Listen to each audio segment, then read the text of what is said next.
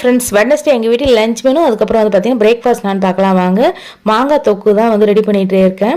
So மாங்காய் சாதம், அதுக்கப்புறம் வந்து பார்த்தீங்கன்னா கேரட் வறுவல், அது உருளைக்கிழங்கு வறுவல் எப்படி பண்ணுமோ அதே மாதிரி தான் நம்ம பண்ண போகிறோம்.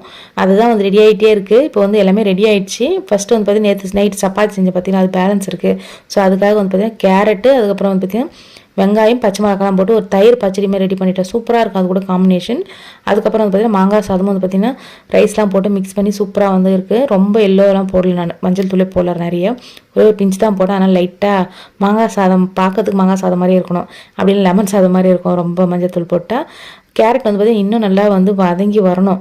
அப்போ தான் லைட்டாக அந்த கேரமலைஸ் ஆகி வரும்போது அது இனிப்பு காரம் அப்படியே செம்ம டேஸ்ட்டாக இருக்கும். இப்போ எல்லாமே ரெடி ஆகிடுச்சு. லஞ்சு வந்து பேக் பண்ண போகிறோம். உங்கள் வீட்டில் லஞ்ச் மெனு, அப்புறம் வந்து லஞ்ச் பாக்ஸ்னால் பேக் பண்ணுங்கன்னு சொல்லிட்டு எனக்கு கமெண்ட் பண்ணுங்கள். இந்த வீடியோ பிடிச்சா மறக்காமல் லைக் பண்ணுங்கள், ஷேர் பண்ணுங்கள், சப்ஸ்கிரைப் பண்ணுங்கள். இந்த சீசனில் கண்டிப்பாக வந்து மாங்காய் சாதம் செஞ்சு சாப்பிட்டு பாருங்கள். நல்லா ஸ்வீட்டாக புளிப்பாக சூப்பராக இருக்கும்.